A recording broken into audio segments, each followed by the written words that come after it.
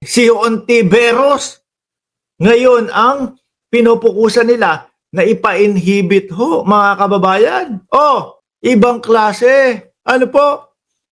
Babasahin ko ng mabilisan ho, yung nasa taas.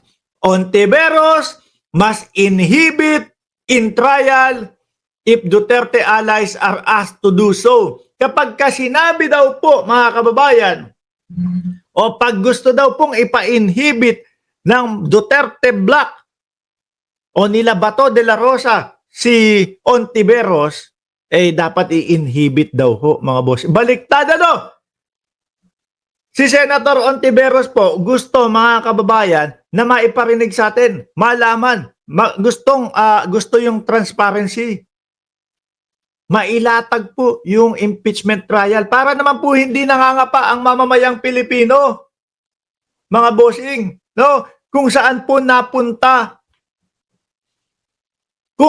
napunta yung pondo ng bayan. Aba, ilan po? 90% ng kapwa natin Pilipino, mga kababayan, ang gusto malaman.